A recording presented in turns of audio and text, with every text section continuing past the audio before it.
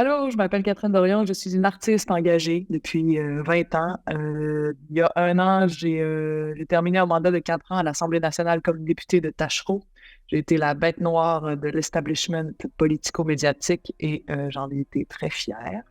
Et je suis en entrevue pour la chaîne À Gauche. C'est quoi être de gauche? Pour moi, la gauche, c'est le fait de combattre les inégalités, les dominations, le pouvoir, les abus de pouvoir. La gauche, en gros, c'est être pour l'underdog et c'est dans toutes les situations possibles et imaginables. C'est pour être plus d'égalité finalement et dans toutes les situations de pouvoir et de domination, ben, le problème, c'est qu'il n'y en a pas. Et le capitalisme dans tout ça? Ben, le capitalisme, c'est un système où le droit de faire de l'argent à ton argent est supérieur au droit de te loger, te nourrir, t'exprimer, aimer par moment, créer, euh, exercer une liberté d'expression. Bref, c'est un système qui est tout sauf égalitaire, qui est fait pour que, c'est comme un jeu de Monopoly, plus tu as de l'argent, plus tu as d'argent. Plus tu as d'argent, plus tu as la possibilité d'écraser les autres et de concentrer l'argent. C'est un système qui se mange lui-même, qui favorise les toxicomanes du cash et toutes sortes d'autres toxicomanies aussi. Euh, puis dont dans la nature même du capitalisme, comment dire, le destin du capitalisme est écrit dans ce qui le garde en vie. C'est-à-dire que tant que tu peux faire de l'argent à ton argent et que tu vas avoir, tes droits vont être plus importants que les droits des humains, ben, ça va finir en toutes les pires situations de domination qu'on ne peut pas imaginer, ben, on peut les imaginer. Puis d'ailleurs, ils sont déjà à l'œuvre à certains endroits sur la planète, ils sont à l'œuvre à certains endroits même ici, entre un propriétaire et son locataire, entre un homme et une femme, entre un membre du gouvernement et une personne qui n'est personne, entre guillemets. Voilà. Quel serait ton système alternatif au capitalisme? Moi, je suis une artiste, puis tout mon militantisme et toute ma réflexion politique s'articule autour du ressenti. Donc, moi, j'ai pas j'arrive pas en disant, ben voici le système qui, je pense, est le mieux, et donc, moi, je ne suis pas d'accord avec tel autre qui, lui, suit plutôt telle tendance. Et j'ai souvent beaucoup de difficultés à m'inscrire dans des débats universitaires ou des débats avec des schémas d'idées, première vague, deuxième vague, de tel schéma d'idées, puis que c'est classé comme ça. Dans une espèce d'organisationnite aiguë, comme j'appelle, de la pensée, de la rationalité. Moi, je pense que les humains font des choix euh, aussi et probablement principalement suivant leur intelligence émotionnelle euh, qui n'a pas bonne presse de nos jours.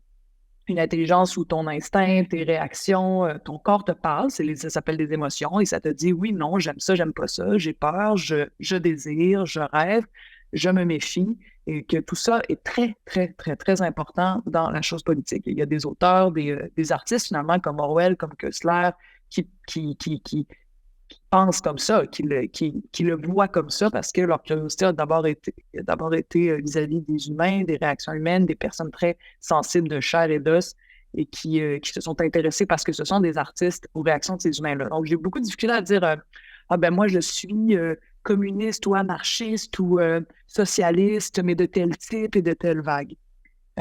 J'aime pas ça, en fait. J'aime ça, faire ça. Puis, je suis tout de suite mal à l'aise parce qu'après, si quelqu'un me le remet sur le nez, si ça se trouve, je me rappellerai même plus c'est quoi la définition précise. Puis, j'ai pas.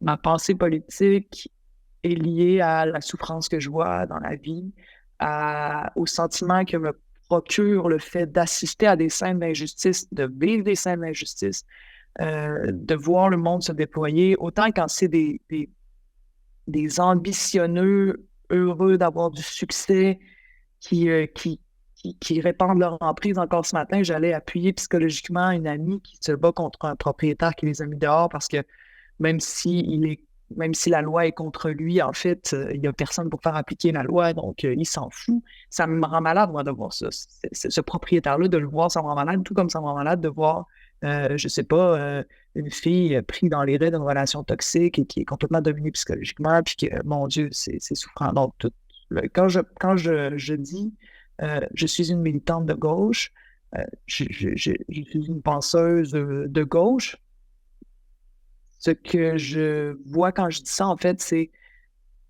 moi, je souhaite une émancipation. Je veux que l'irrévérence, la capacité de refuser, de se battre, de dire non, de rester droit, de contre-attaquer, euh, je veux que le rapport de force des soumis, malgré eux, des underdogs, comme je les appelle, grandissent.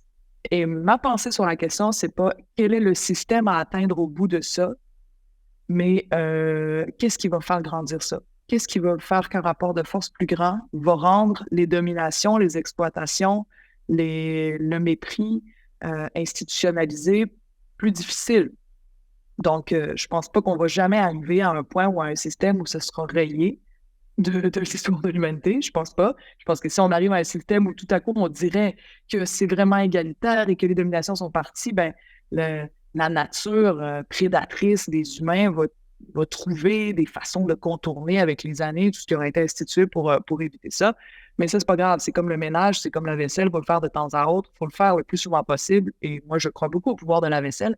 Fait que je pense que il faut réussir il faut réussir à travailler sur un embrasement de l'irrévérence, de l'autodéfense, du refus. Le capitalisme en ce moment qui domine la planète ne survit pas sans nous. Les milliards de personnes qui sont engagées malgré elles dans le capitalisme sont le socle du capitalisme. Sans elles, rien ne fonctionne. Et donc, comment on fait pour désengager les exploités de ce système-là pour le faire tomber? Il suffit pas de couper des têtes en haut. C'est pas ça qui va rien changer. Le capitalisme est une culture, c'est intégré profondément en nous. Et autant les personnes dominées que les personnes dominantes ou exploitées, ou même les pires criminels de guerre, euh, sont, euh, sont, euh, sont porteuses de cette culture-là. Donc, comment défaire cette culture-là?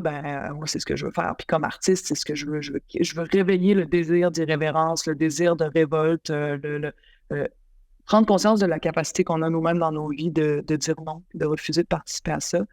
Puis recommencer peut-être avec un peu de chance si on arrive à réchauffer l'atmosphère, parce que c'est comme réchauffer une fête, un party, il faut que tu donnes envie, il faut qu'il se passe des choses. On a besoin d'exemples, on a besoin, dans une fête, souvent, quand un artiste arrive, se met à soit à raconter très fort une histoire drôle, soit à jouer de la musique, ou tout à coup, il y a quelque chose dans l'atmosphère qui se détend et les gens t'engagent tranquillement dans la fête. Ben, je pense que le mouvement social, c'est pareil.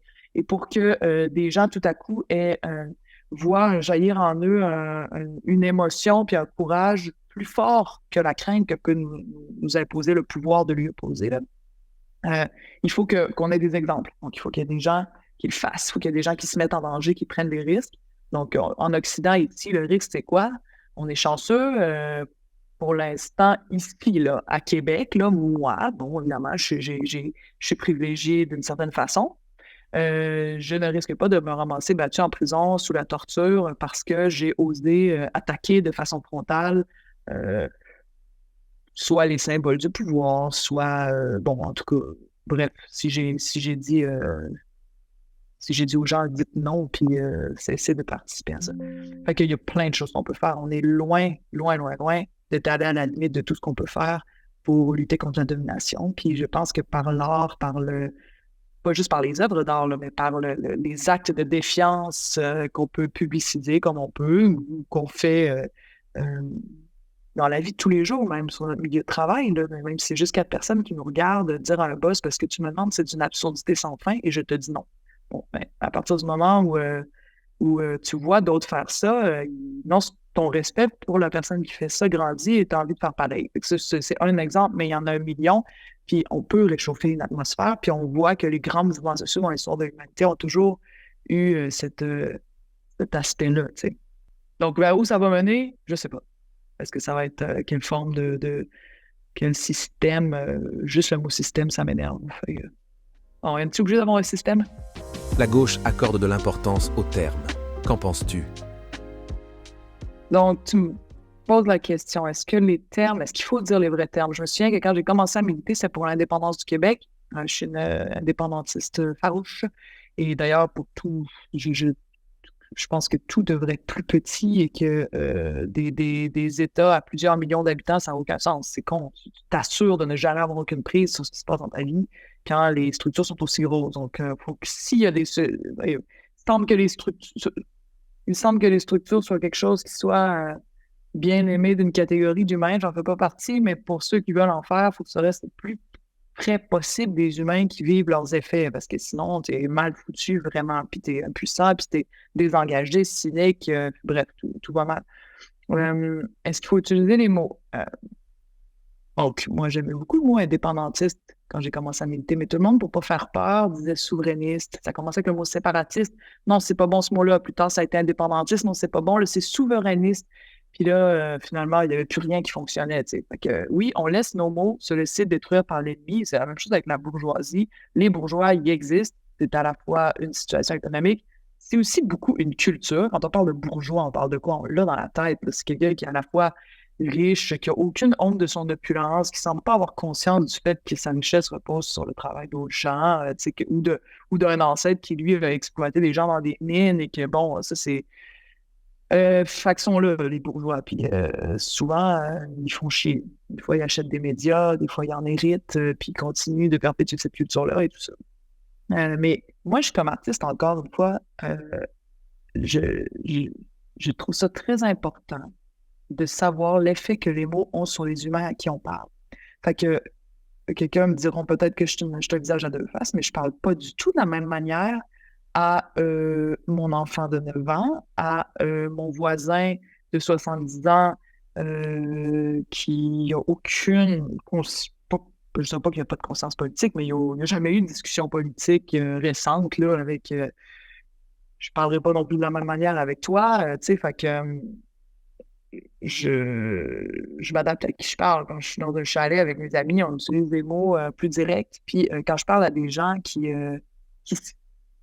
auprès de qui on a sali certains mots, je peux pas commencer en arrivant tout de suite capitalisme bourgeois, indépendance du Québec et autres et autres. Tu sais, on les connaît. Pourquoi? Parce que je suis consciente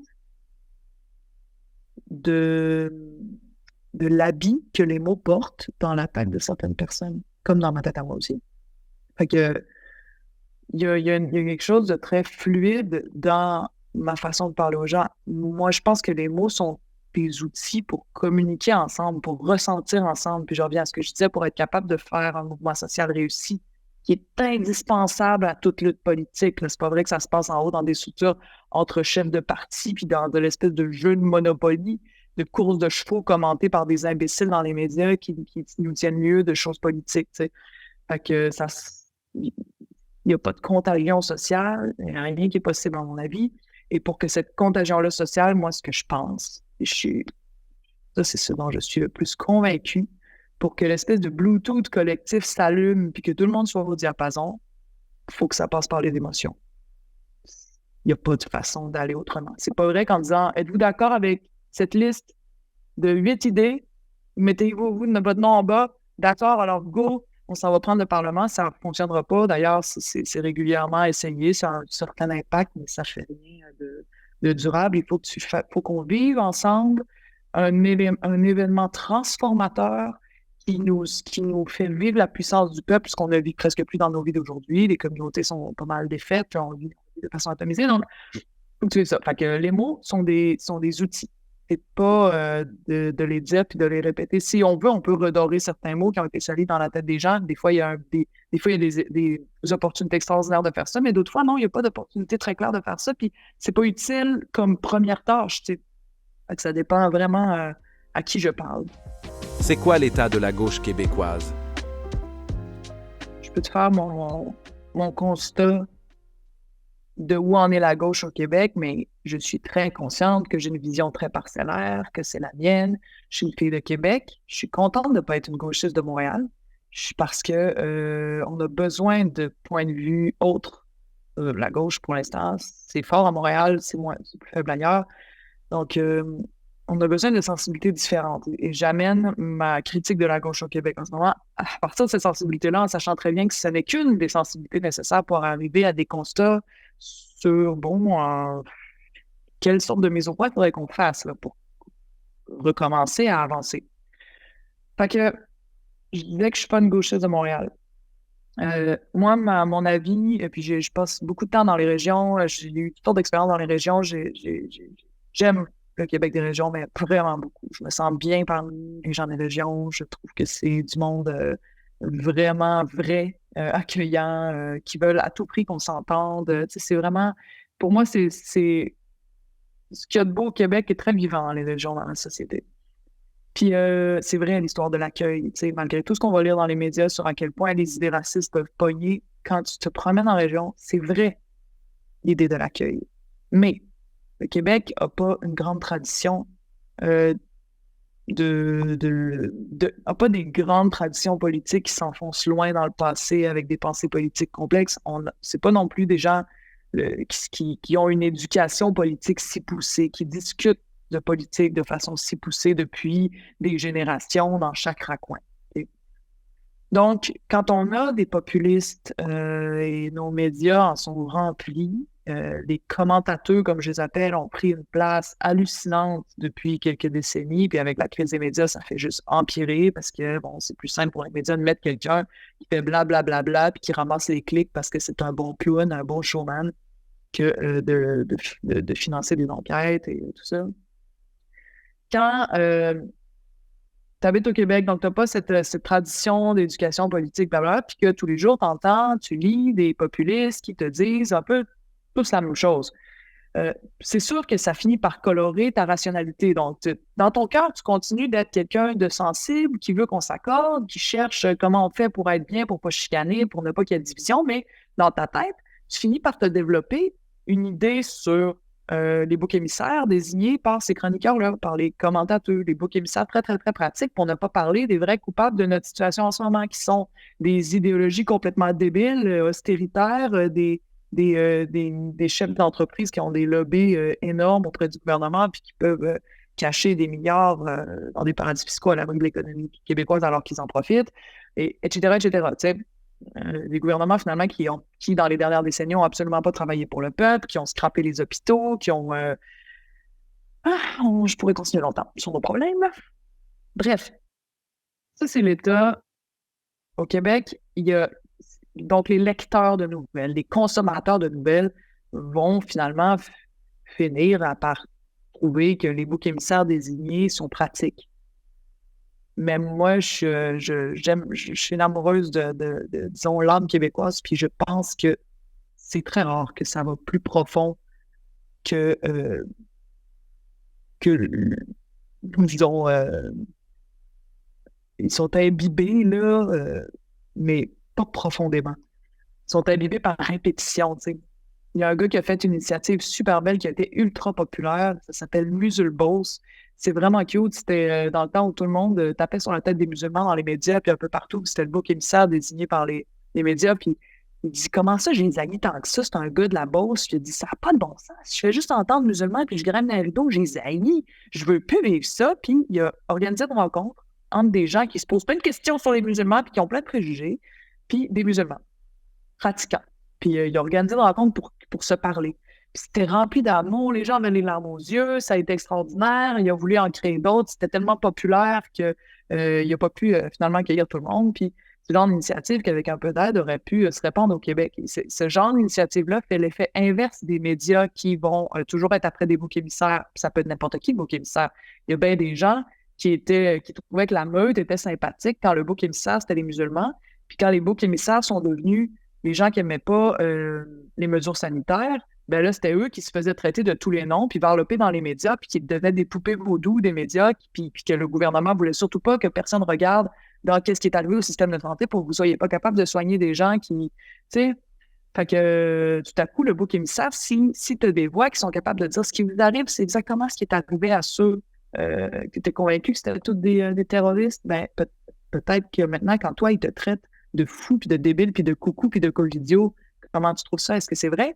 Ou tu penses qu'on a pris les 2-3 pires dans ta gang, qu'on les a mis à répétition en avant dans les journaux pour qualifier toute une pensée au Québec, tu sais? Fait que là, il y aurait eu politiquement des choses extraordinaires à faire, mais la gauche l'a pas fait, ça. Pourquoi la gauche des partis n'est pas allée parler aux gens? Pourquoi? Bon. Beaucoup de gens qui ont le cœur sur la main au Québec, qui ont une ouverture, qui sont des belles personnes dont je parlais tantôt, savent pas que leurs valeurs, ce sont des valeurs de gauche. Ces discussions-là n'existent pas dans leur coin, dans leur milieu social, puis ils n'ont pas leur emploi pour ça.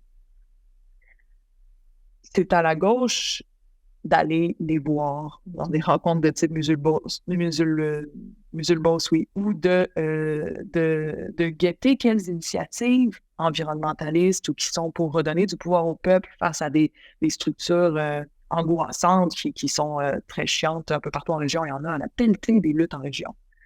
Il aurait fallu, à mon avis, que la gauche, au lieu de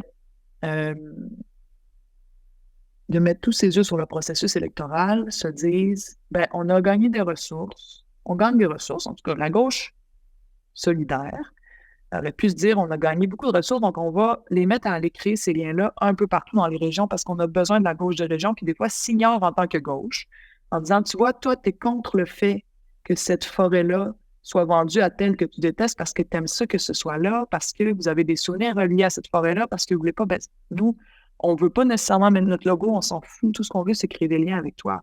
Est-ce que, si tu veux, on peut te mettre un organisateur à temps plein? Si tu veux, on peut faire toutes sortes de choses. Pour créer des liens qui soient sincères, qui soient solides et qui soient des vrais liens humains. Et non pas, tiens, on a les mêmes intérêts de façon passagère ou bon, tu sais. Il y a ça, puis il y a aussi une question de style.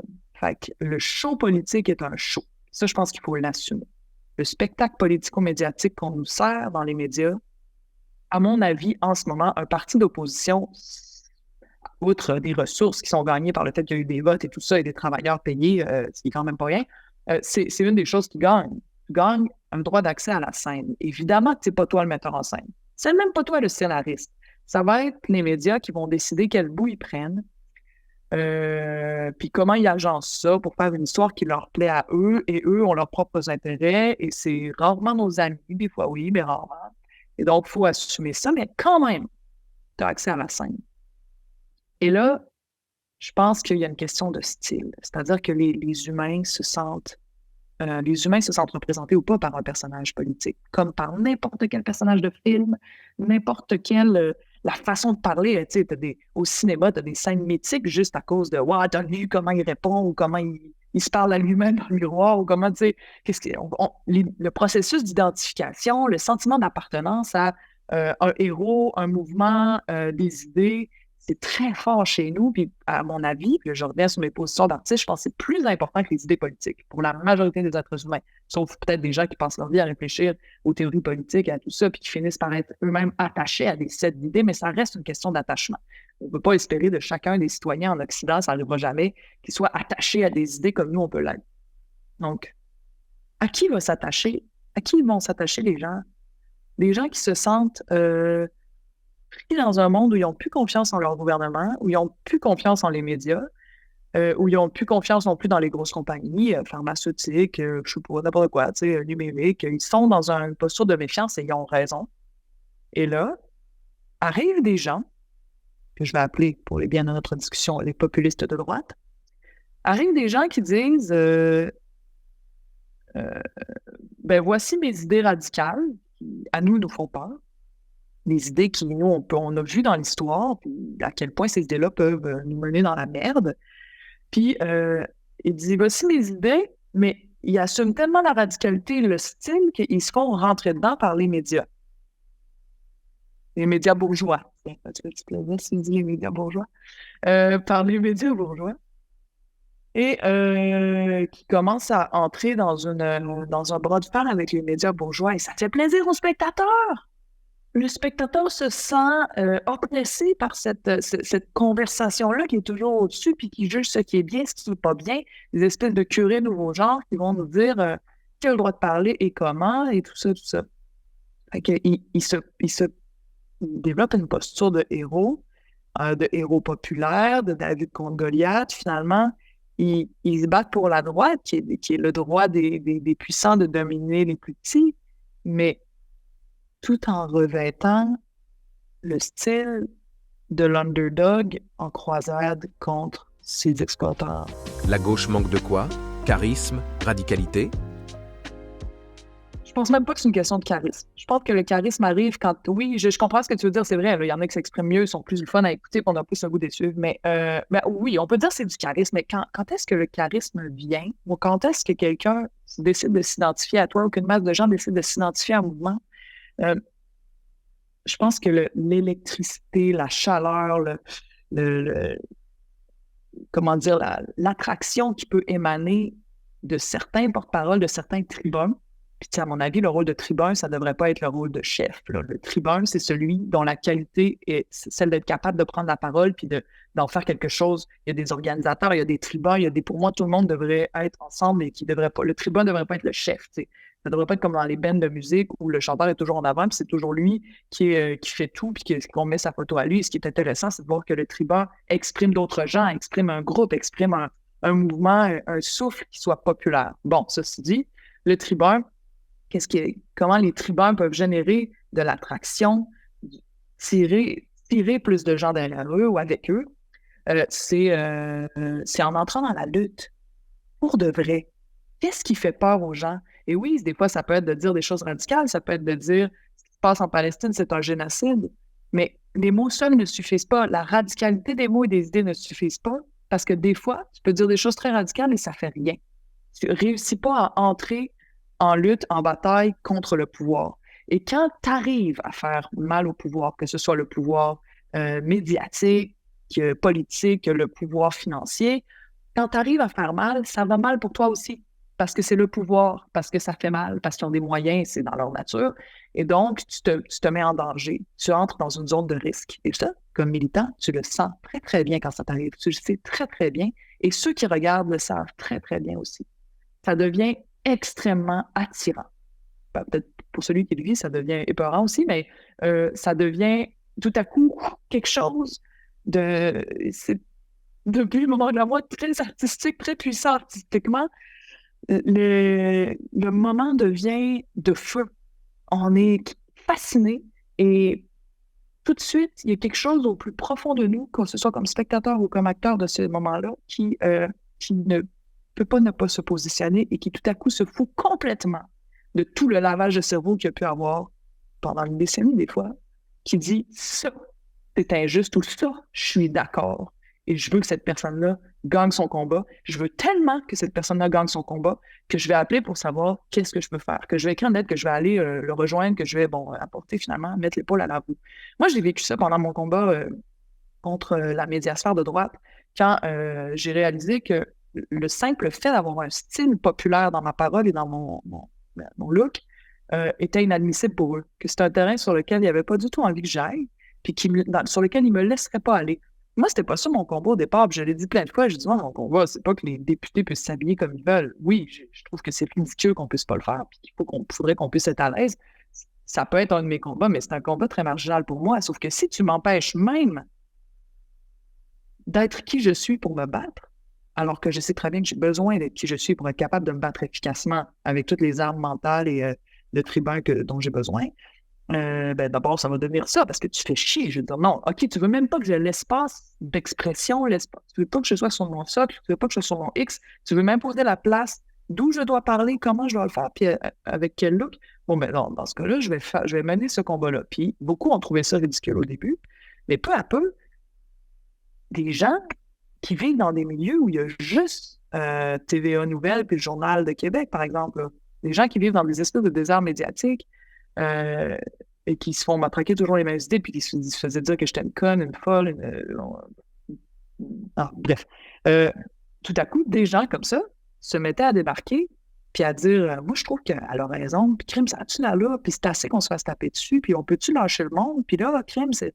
puis tout à coup, c'était plus des gens de Montréal ou de mon milieu artistique de Québec qui étaient derrière moi, eux autres, bien sûr, mais je voyais émerger du monde de n'importe où qui n'étaient pas dans des gangs de gauche, puis qui me remarquaient. Puis je pouvais leur dire, j'avais pas nécessairement besoin de leur dire, t'es à gauche, tu détestes quand le... Mais sauf que je le voyais, puis il y avait une découverte chez ces gens-là du fait qu'ils étaient sensibles à certaines idées, puis finalement, que j'avais bien de l'allure, puis que peut-être que ce que je pensais aussi, ce que j'avais à dire aussi avait bien de l'allure. Et ça, c'est arrivé. Fait que, comme moi, le constat que je fais pour conclure sur la gauche en ce moment, ben, il y a une gauche au Québec qui est très forte, Moi, je crois à ça, là, extrêmement forte. Elle s'ignore en tant que gauche. Les gens qui veulent avoir le droit de décider pour ce qui se passe chez eux, arrêter d'avoir des grosses structures qui leur viennent leur puer en face chaque fois qu'ils veulent faire quelque chose, chaque fois qu'ils veulent s'opposer à quelque chose de plus grand qu'eux en groupe. Euh, les gens qui en ont marre de ne plus avoir de temps pour vivre leur communauté, pour créer des liens entre eux, parce qu'ils courent comme des poules pas de tête, qui sont tannés de courir comme des poules pas de tête, des gens qui trouvent que le capitalisme, ça n'a aucun sens, que tu sais, ça, c'est très, très, très, très, très répandu au Québec. Donc, je pense que la gauche est forte au Québec, mais qu'elle s'ignore et qu'elle est désunie. Et pour lui trouver des raisons de se rassembler, ben, les militants de gauche ont un devoir de ne pas jouer euh, dans le style et selon les règles imposées par le système. Là, on est comme des militants qui arriveront pour dire ce jeu de Monopoly est complètement con. Les gros gagnent toujours et dès que tu as deux coups malchanceux au début, t'es fini. On déteste ce jeu pour renverser la table de jeu et dire on va recréer un autre jeu. Puis là, nous voilà en train d'essayer de jouer au Monopoly en respectant les règles. C'est pas toujours, évidemment, là, puis tu sais, il y a plein de moments de courage quand même, mais sauf qu'il faut s'éloigner à tout prix, d'après moi, de ce jeu, de ce petit pion qui joue au Monopoly selon les règles, en montrant qu'on est des bonnes personnes éduquées qui ne faisons pas partie de cette plèbe tout croche qui parle n'importe comment, puis qui dit des fois des choses qui n'ont pas d'allure à la télé. Il faut entrer dans la vraie lutte, puis il faut arrêter de faire le bon élève, là. Pourquoi t'as quitté QS? J'ai quitté la politique active, là, traditionnelle, bon, parce que j'étais plus capable d'écrire un texte. J'avais perdu l'inspiration, et pourquoi j'avais perdu la capacité de créer, qui était, moi, c'est ce que je voulais amener dans QS, c'est ce que je voulais amener dans la gauche, cette aventure à l'Assemblée nationale. Je voulais amener de l'art en politique pour toutes les raisons que j'ai dit. Je pense que c'est essentiel à nos luttes. Puis là, j'étais plus capable. Donc, je pouvais plus. J'étais plus capable, pourquoi? Parce que les schémas de pouvoir, de décision, d'imposition de décision à des gens de pression psychologique qui tentent d'imposer du monde médiatique sur le monde euh, parlementaire et du monde parlementaire sur le monde partisan et du monde partisan sur les individus, c'est toute une culture de pouvoir. On porte cette culture-là en nous, que tu sois dans QS ou que tu sois tu travailles pour Québécois. Tu faut être extrêmement vigilant pour ne pas voir s'installer les mêmes chaînes dans ta gang. Je, je pense que la seule chose qui peut nous rendre vigilants, c'est l'expérience d'avoir vécu ça, c'est d'avoir vécu dans ton propre milieu de travail des chaînes qui sont semblables à ceux que tu combats au dehors. C'est facile de dire les paradis fiscaux, les minières canadiennes, bon, c'est mais c'est plus difficile dans ton milieu de travail. Puis là, on pourrait dire la même chose des gens qui travaillent dans les syndicats, des gens qui travaillent qui sont infirmières, qui sont, tu sais, des gens qui viennent pour servir quelque chose, une cause, puis qui se retrouvent pris dans d'autres choses, dans quelque chose d'une forme d'absurdité, une forme de situation orwellienne où, pour avoir le droit de faire ce que tu étais venu faire pour servir, pas pour avoir te servir toi-même, pour servir, tu dois t'acheter toutes sortes de passe-droits en prenant ton énergie puis en la donnant dans des tâches absurdes, comme siéger pendant des heures dans une Assemblée nationale que personne n'écoute pour faire un discours, pour dire que tu n'es pas d'accord avec le gouvernement alors que tout le monde s'en crisse parce que c'est eux qui ont 100% du pouvoir, tu sais, parce que l'opposition est un rôle de figurant, là, carrément. Puis bref, les journalistes, je suis sûr qu'il y en a qui vivent des choses comme ça aussi, mais on se perd dans une absurdité. Puis ça, c'est tout le monde du travail, partout en Occident. C'est l'aboutissement d'une forme de capitalisme où David Graeber écrit merveilleusement bien là-dessus dans son livre Bullshit Jobs, mais où, coudonc, c'est une aliénation complète. 50% peut-être de la job qui est accomplie ne sert à rien. Et pourtant, tout le monde court comme des débiles. Tout le monde se tue à la tâche. On détruit les communautés. On détruit le lien qu'on a avec nous-mêmes. On détruit notre capacité de créer, de rêver, d'aimer, de se lier au nom d'un système de chaîne où, pour montrer patte blanche, il faut que tu travailles des heures de fou à faire des trucs qui n'ont aucun sens. Fait que ça, c'est ce qui m'a tué, moi, personnellement. C'est ce qui a tué ma capacité de créer, ma capacité d'inspirer. Puis je devenais de plus en plus négative. Je me rappelais, je voyais des vidéos, je voyais des extraits de campagne, puis c'est ce que les gens avaient aimé chez moi, ce désir-là d'embraser le désir collectif, puis qu'ensemble, ça peut, c'est comme tomber en amour, tu sais, ça peut devenir merveilleux, ça peut devenir quelque chose qui va faire que tu vas toujours rechercher à revivre ça, puis qui va rendre fort un mouvement uni et imperméable aux tentatives de division venues d'en haut. Et ça, c'est ce qui avait fait que même des gens qui étaient absolument pas politisés, combien de fois j'ai entendu, c'est la première fois que je m'intéresse à la politique, je m'intéressais pas avant toi, puis ça, moi, c'était ma plus grande fierté. Je voulais pas aller chercher des trucs qui existaient déjà, moi, je voulais aller chercher des abstentionnistes parce que je sais que nombre d'abstentionnistes ne se foutent pas de la politique, ont un très grand... c'est souvent des idéalistes qui n'y croient plus, avec raison, quand tu es idéaliste, c'est dur d'y croire. Fait que, bref. J'étais plus là du tout à la fin de mon mandat. J'étais fâchée, j'étais en colère, j'étais fatiguée. Dès que je me demandais qu'est-ce que j'ai envie de faire, ma tête, mon corps répondait dormir, aller coucher, fermer toutes les lumières, jeter tes machines à l'autre bout, puis attendre que le désir revienne, même si ça prend des mois. Tu sais. Fait que j'ai fait ça. Je me suis écoutée. Parce que de toute façon, je n'étais plus bonne à rien pour ce que j'étais venu faire. J'aurais pu continuer à faire du média avec en remplissant du temps d'antenne pour des causes qui nous sont chères, là, puis mais bon, c'était pas pour ça que j'étais là. Quel rôle vas-tu jouer dans la gauche québécoise? Ben là, je vais militer depuis le terrain de l'art, donc je suis redevenue une artiste à temps plein. J'ai eu... là, je recommence. Là. J'ai pris mon année mollo, oui, pour me remettre en forme parce que j'étais vraiment pas bien. J'ai dû passer 6 mois à me remettre, à me reconstruire. Après ça, un autre 6 mois à écrire le livre qui va sortir la semaine prochaine, Les Têtes brûlées, puis qui raconte mon expérience politique. Et c'est un livre très politique. C'est un livre qui est le livre d'une éclaireuse. Quelqu'un qui s'en va avec une sensibilité d'humaine très ouverte, très... curieuse qui s'en va se perdre dans une espèce de vortex et qui prend des notes dans son journal intime, parce que j'écris dans mon journal intime depuis que je suis enfant, puis ça m'aide, c'est une thérapie pour moi. Donc, puis après ça, je dis, ben, je pense que ce que j'ai vécu là, je vois, puis ça n'existe pas dans le corpus de livres politiques que je vois autour de moi. J'ai envie de raconter ça. Donc, comme un peu des carnets de guerre, c'est carrément. Des carnets de guerre psychologiques. Donc là, ça, c'est ça. Je vais faire un film sur les médias documentaires. Je prépare une pièce de théâtre documentaire sur ce manque de temps et tout l'aspect politique de ça. C'est une pièce de théâtre documentaire politique, immersive, interactive. Fait que, tu vois, là, j'ai déjà 3 projets qui vont de front, puis qui vont se déployer, puis il y en aura comme ça.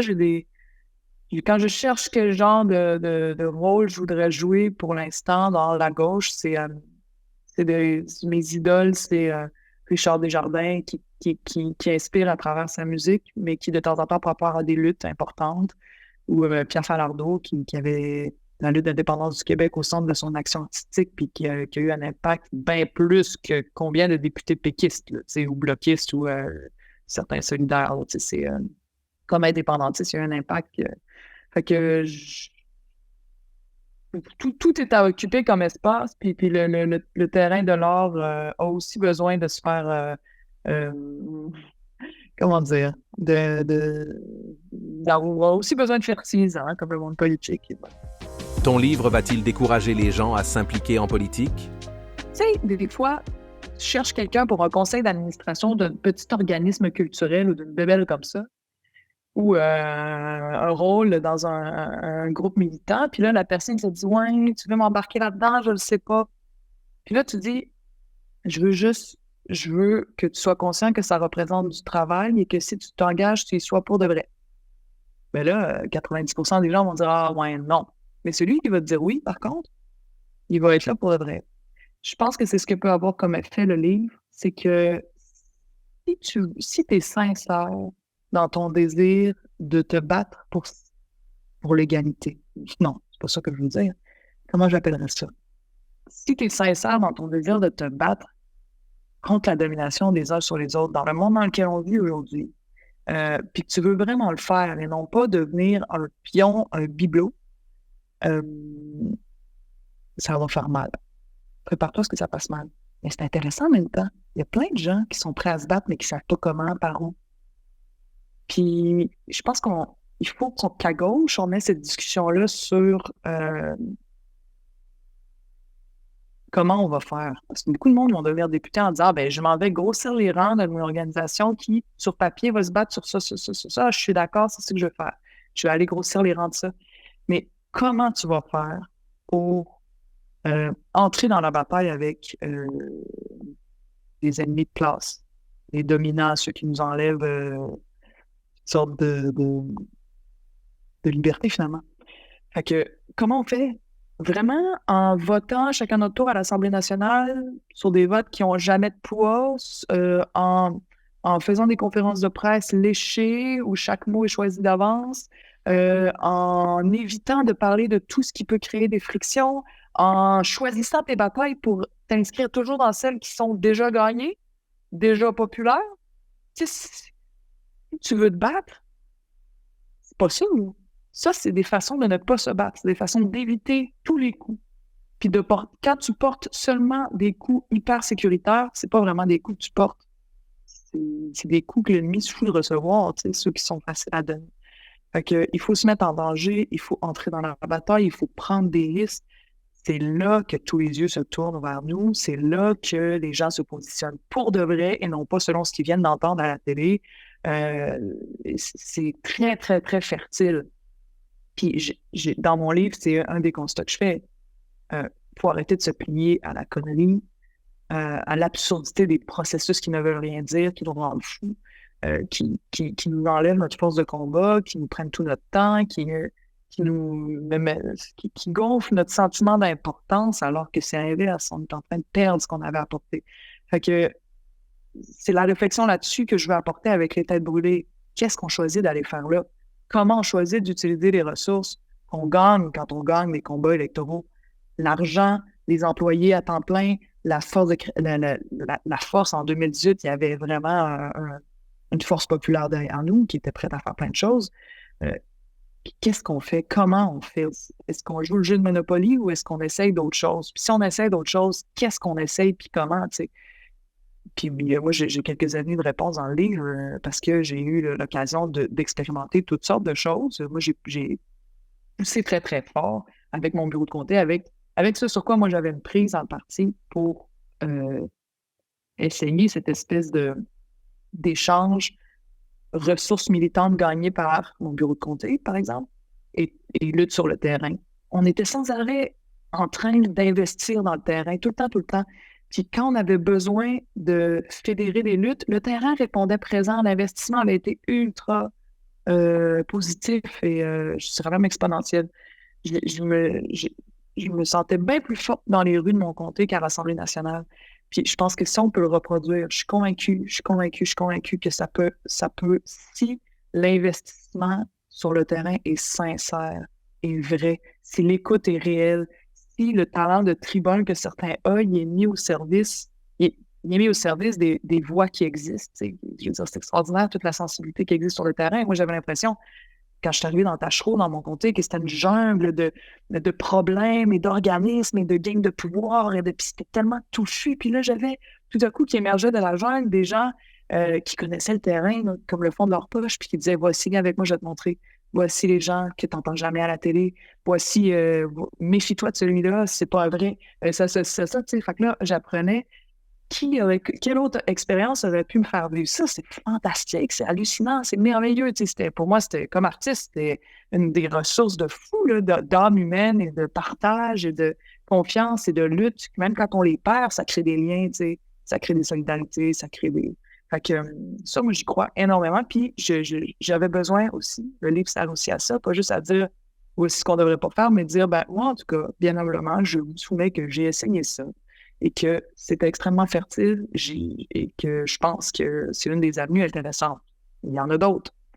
C'est pas, je pense pas non plus avoir toute la vérité et être dans le ça c'est pas bon, mais ça si c'est bon, mais je considère que c'est un travail d'éclaireuse que j'ai fait puis que maintenant je peux remettre ça dans le public.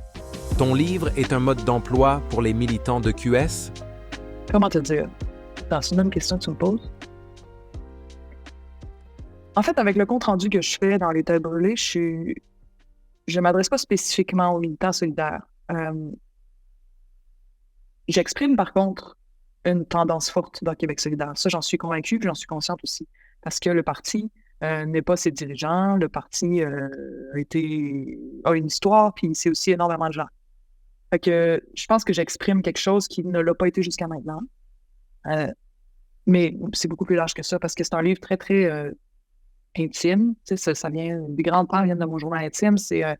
Puis c'est ce que je veux que ce soit, c'est un pep talk pour l'irrévérence face au pouvoir partout au Québec. Puis je parle beaucoup des milieux de travail parce que beaucoup de gens s'investissent dans leur travail en disant « Moi, je veux changer le monde à travers ce job-là. » Pas juste les politiciens, pas juste les journalistes. Fait qu'on s'investit, on dit « Moi, je veux apporter une différence. » Beaucoup de gens font ça. Puis là, ils sont pris face à soit des boss, soit des structures, soit des pensées chiantes qui volent ton énergie, qui t'empêchent de servir et de te rendre utile comme tu le pensais. Fait que j'aimerais, moi, j'aime beaucoup le manifeste du refus global, un autre truc anarchiste, d'artiste. J'aime le mot aussi, refus.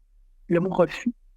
Souvent, on s'épuise, puis tout le monde se sent vraiment épuisé, puis on a des horaires de fou, puis se disent « Comment veux-tu que je rajoute une heure, ne serait-ce qu'une heure par semaine de militantisme? » Je veux dire, je veux bien croire qu'il faut sauver la planète, mais je suis brûlée, j'ai pas le temps, je ferai jamais ça. Où veux-tu que j'aille chercher l'énergie? J'ai mes enfants, j'ai ma mère, j'ai tout ça. Moi, je pense que ça passe peut-être pas par rajouter des heures, ça passe par en enlever. Ça passe par dire bon, ça et ça et ça, je le fais depuis des années, ça n'a pas de valeur à mes yeux, je sais le faire. Celui qui veut m'y obliger, non. Puis si tu me mets à la porte, je vais populariser mon moment, je vais en parler, je veux qu'on se réveille collectivement de tout ce qu'on accomplit qui nous éloigne de nous-mêmes, qui nous éloigne des gens qu'on aime, bref, qui nous éloigne de notre force populaire, qui nous empêche de réfléchir ensemble autrement que tétanisé devant des écrans desquels on est dépendant parce que les algorithmes sont faits comme ça. Puis là, je veux dire, non, si on arrive à libérer le temps grâce à une posture d'irrévérence, de refus, de sais-tu quoi, au pire, va-t'en, je vais trouver un autre chemin, je ne vais pas me rendre malheureux pour un boss.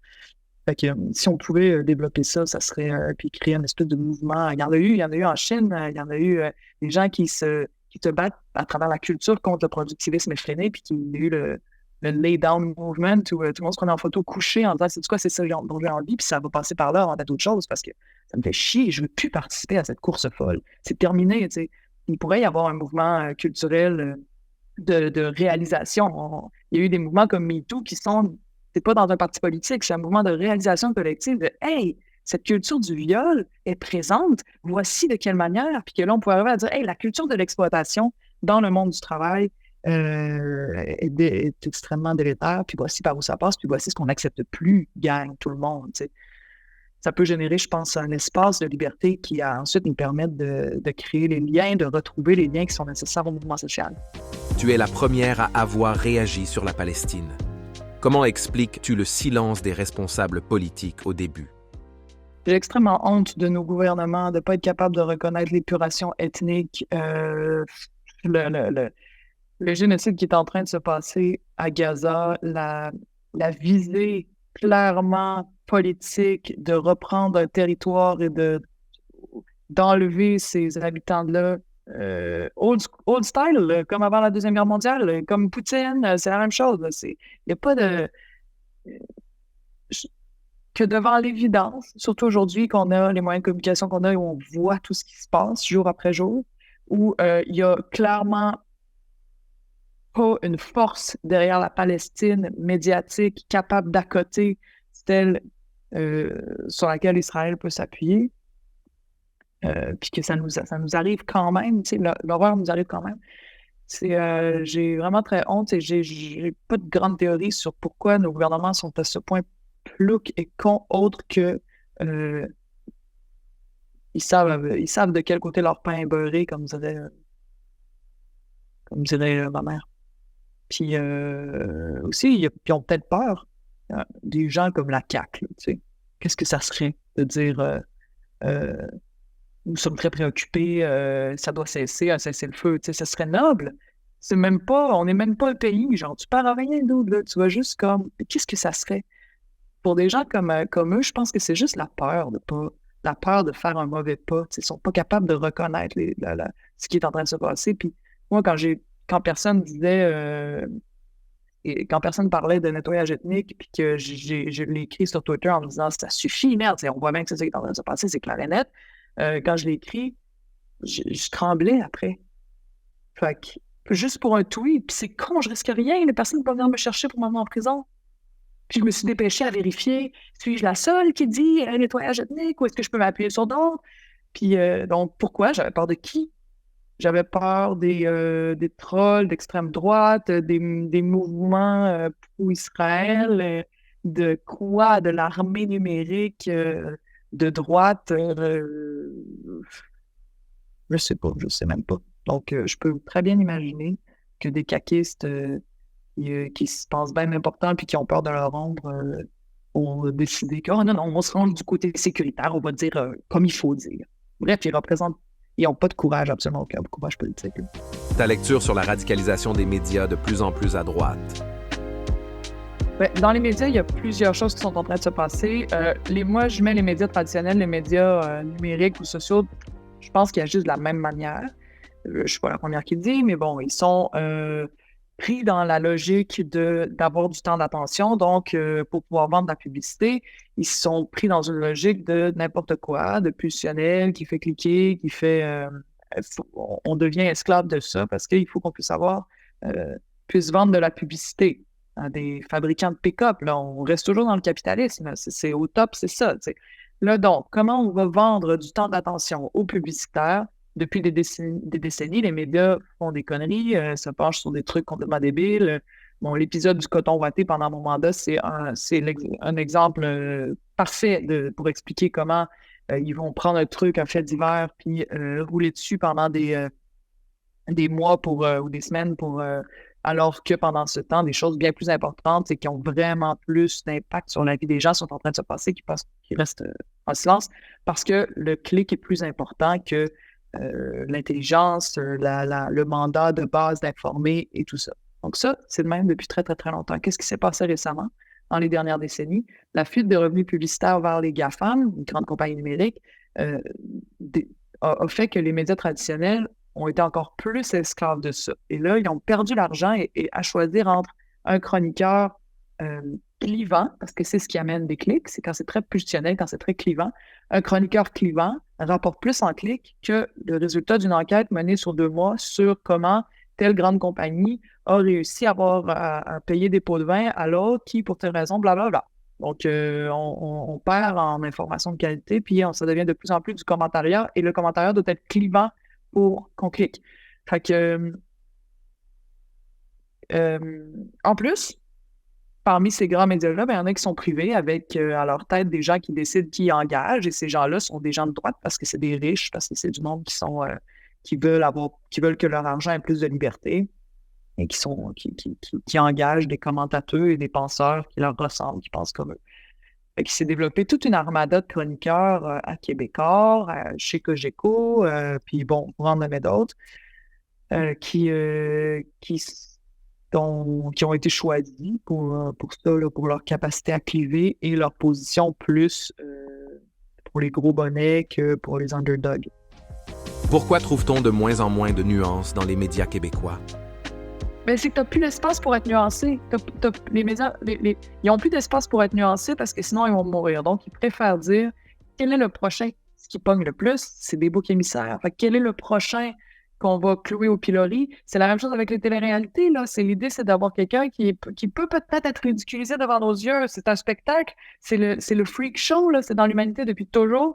On va te présenter quelqu'un comme difforme, puis on va dire il n'y a pas de bon sens, ou une communauté entière, voici comment ils n'ont pas d'allure, puis si on s'aperçoit que ça clique, on va continuer, puis ça devient comme une drogue, c'est très pulsionnel pour les gens, puis les psychologues pourront parler de à quel point le clivage développe une forme de dépendance. Tu te dis, chaque fois que je peux renvoyer sur quelqu'un d'autre mes problèmes, je m'épargne de me demander quels sont les miens, où est mon vrai problème. Tu as des gens dépendants aux drogues, à l'alcool, des gens qui sont t'as toutes sortes de toxicomanes, de toutes sortes de trucs différents qui vont renvoyer sans cesse leurs problèmes sur d'autres avant de commencer à guérir. Fait que les médias, malheureusement, pour survivre, sont embarqués dans cette... Comme des fois, je veux dire, dans l'histoire, on a vu comment des gouvernements fragilisés, tu sais, les médias, c'est une vraie force politique, ils sont fragilisés et agissent comme ça. On a vu dans l'histoire, à plein de moments, comment des gouvernements dans le monde fragilisés ont choisi des boucs émissaires pour survivre, ont décidé de provoquer une guerre pour survivre, pour garder leur appui à l'interne. Fait que là, tu as un pouvoir qui est en train de se faire remplacer, puis qui va faire tout ce qu'il peut pour survivre et pour remettre la faute. Mon Dieu, on sait bien que les médias pourraient se regarder et se demander pourquoi est-ce qu'on est en train de perdre pourquoi est-ce que le public n'a plus confiance en nous, tu sais, qu'est-ce qu'on pourrait faire pour faire en sorte qu'ils considèrent qu'on est à eux, qu'on les sert, qu'on apporte vraiment une information qui leur sert dans leur démocratie, dans comprendre le monde. Ils n'ont pas fait ça, ils ont décidé d'agir d'une autre manière, en divisant, en rendant les gens addicts à leur publication, en tapant tout le temps sur les mêmes têtes, ou quand il y a une tête qui est assez tapée, puis que la sensibilité des Québécois dit là, c'est assez. Je pense que, tu sais, par exemple, après la tuerie de la mosquée, ça continue l'islamophobie, mais il y a eu une forme de wake-up call. Là, bon, ben, les trans, ça va faire l'affaire aussi, on peut taper dessus. La prochaine fois, il va en avoir à l'infini. Tu peux trouver des groupes minoritaires à l'infini. Mais leur règne va passer quand même. Puis ce qui va venir après, on a, je veux dire, c'est une puissance ennemie, là, les médias numériques, tu sais, les GAFAM, pour l'instant, en tout cas. Y a-t-il un discours d'intolérance envers les minorités qui se développe en région? Mais c'est parce qu'il n'y a rien de plus facile que d'aller en région, dire les trans et les musulmans sont horribles et de répéter ça, OK? Là, les médias ont fait ce rôle-là.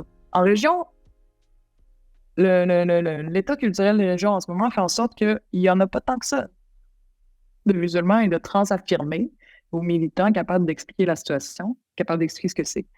C'est facile. Quand tu arrives en ville et que tu dis en région, ce sont tous des débiles racistes. C'est facile aussi. Parce que les gens en ville ne connaissent que peu de gens en région. Souvent, ils ne sortent pas beaucoup, sans vouloir... Et c'est le modus operandi de tous ceux qui veulent cliver et diviser. C'est des rapaces, c'est des parasites qui se mettent au-dessus du peuple et qui sèment la division pour prendre l'espèce d'énergie d'union qu'il y a dans le peuple. Donc, les liens qu'il y a dans le peuple, ils vont les diviser pour les amener vers eux, pour dominer. C'est diviser pour régner, c'est vieux comme le monde. Donc, est-ce qu'on peut dire qu'il y a un terreau raciste en région? Il y a un terreau classiste ou de culture éduquée qui trouve que les gens des régions sont des colons? Oui aussi, mais tout ça, c'est le climat délétère médiatique où les animateurs du discours public en ce moment sont tellement mal en point, et c'est pas pour les excuser, je les trouve mauvais de ne pas oser remettre en question leur milieu, mais ils sont tellement mal en point que leur seule manière de survivre, c'est de prendre des boucs émissaires qui vont être pratiques et appréciés de telle ou telle population et selon le média. Et peut-être parce que tu es à Montréal que tu n'as pas vu que le racisme ou le fait de miser sur la détestation de la différence, c'est ça beaucoup au PQ, la CAQ. Moi, je vis à Québec, puis dans les radios de Québec, là, c'est depuis toujours. Je me rappelle même pas que ça n'a pas été comme ça. Pourtant, on n'avait pas des politiciens si pires que ça. Mais c'était pas répandu partout au Québec dans des grands médias. C'était des animateurs. Je me souviens d'André Arthur c'est un animateur de Québec, s'est mis à dire que les chauffeurs de taxi haïtiens de Montréal, il parlait à Québec, là, étaient, je ne me rappelle plus ce qu'il disait sur eux, mais c'était complètement dégueulasse, puis sur des semaines. Là. Puis, c'est facile. Ils sont pas ici, c'est des chauffeurs de taxi haïtiens de Montréal. Ils sont pas là pour se défendre. Lui, ça faisait qu'il gardait ses auditeurs. Il était populaire. Des fois, il tapait sur des individus. Des fois, il tapait... Bon, ben, ça, c'était typique d'Iski. C'était typique de lui-même. C'était typique de quelques autres animateurs. Mais ce modèle-là s'est répandu puis est devenu celui qui est maintenant partout au Québec. Le Québec a connu une vague orange en 2011. Tu penses qu'on peut revivre un retour du progressisme? Mais c'est le meilleur exemple. La vague orange, là, c'est le meilleur exemple de ce que le Québec peut voter à droite, peut voter à gauche. C'est pas...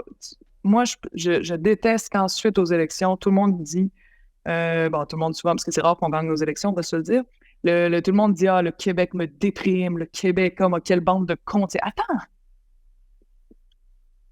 Les gens sont pas attachés aux partis politiques, ils regardent à peine ce qui se passe. C'est pas représentatif, c'est un spectacle, c'est un show mauvais, pourri, pas regardable pour la plupart des gens, incompréhensible, fait pour l'être. Puis là, après, on va dire, voici ce que les Québécois pensent profondément. Non, je pense pas. Je pense qu'il y a une animation du discours public autour de la politique, une animation du spectacle politique qui est qui est beaucoup plus importante en termes de pour qui vont voter les gens. Ils regardent ce qu'ils disent les commentateurs, ils savent pas. On leur demande jamais, on leur pose jamais la question. Quelles sont les erreurs que la gauche a faites? Mais moi, tu vois, là-dessus, une des erreurs, je trouve qu'on a faites, c'est d'embarquer dans le discours opposant aux mesures sanitaires. Parce que j'ai parlé à plusieurs personnes, puis je parlais à plusieurs personnes pendant que ça arrivait, puis c'est des gens qui vivaient une vraie souffrance, une souffrance profonde d'être rejetés, d'être tous les jours. Les gens ne savent pas à quel point c'est dur, ceux qui l'ont pas vécu ne savent pas à quel point c'est dur d'être toutes les semaines dans les médias salis, que ta famille, ça se répercute sur tout ton entourage, les gens se mettent à te regarder croche, à plus rien dire quand tu parles, comme si tu venais de dire la pire des idioties, à se demander à parler de toi quand t'es pas là, tout ça, tu sais. Puis cette souffrance-là, quand tu souffres, tu t'ouvres aussi à la souffrance des autres, tu sais. Fait que moi, je pense qu'on aurait pu dire, il n'aurait pas fallu embarquer dans le faites-vous vacciner, faites-vous vacciner. On avait un haut taux de vaccination au Québec, ça allait, là, ça va, là, c'est correct. Il y en a qui n'aiment pas ça, il y en a qui ont peur de ça. Il y en a qui font pas confiance à l'industrie pharmaceutique, puis ils n'ont pas tort, tu sais. Il y en a qui sont, ça peut être, il y en a qui font pas confiance aux médias, puis ils n'ont pas tort. Il y en a qui font pas confiance au gouvernement, puis ils n'ont pas tort non plus. C'est correct. On a plein de monde autour de nous qui ont des pensées de toutes sortes, puis quand on défendait les musulmans, on défendait pas, on n'était pas là à dire que c'était vrai, qu'il n'y a qu'un seul prophète, qu'il n'y a qu'un seul Dieu, que Mahomet est son prophète. On défendait les musulmans contre l'ostracisation, contre la violence psychologique, contre la violence qu'ils vivaient dans toutes sortes qui étaient lâchés sur eux parce que les médias en avaient fait la saveur du mois, puis que ça va revenir. Puis, donc là, c'était la même chose qui leur arrivait. Puis à les défendre, ça n'aurait pas voulu dire qu'on défend ce qu'eux défendent. On les aurait défendus contre cette répression médiatique-là qui fait peur à tout le monde. Hein? Faut pas que je me retrouve dans cette gang-là qui limite la liberté d'expression des gens, des groupes de gens, qui en plus nous divise comme ça se peut pas, mais de façon des fois irrémédiable. Fait que moi, j'aurais aimé, c'est un de mes regrets, j'aurais voulu qu'on dise « Hey, ça suffit », là, de façon très, très forte, très affirmée. Ça suffit. Ce que vous faites vivre, ce que le monde des médias et le monde des politiciens unis, deux forces extrêmement puissantes font vivre à ces gens-là, qui ont une liberté de conscience, qui aussi doivent avoir une liberté de parole. C'est souffrant, c'est ce qu'on entend, c'est injuste et faut que ça cesse. Et moi, j'invite ces gens-là à penser aussi aux autres qui ont vécu ça, puis peut-être que des solidarités à créer. Il y a les musulmans qui ont vécu ça récemment. On peut remonter en 2012, les étudiants qui ont vécu ça, qui sont fait traiter de tous les noms. Il y a eu, puis quand on pense au pouvoir médiatique, mais pour ça, il aurait fallu oser s'attaquer à ce pouvoir médiatique-là, qui pour moi est une des grosses roches qu'on a dans notre face, là, puis qu'il va falloir chercher à tasser. Parce que si on essaie de plaire puis de louvoyer dans cette force-là, en faisant toujours attention, on n'arrivera jamais à pouvoir faire ça. Nos entretiens sont possibles grâce à vos dons. Merci de continuer à faire vivre ce format. Lien en description pour nous aider à produire les prochaines interviews.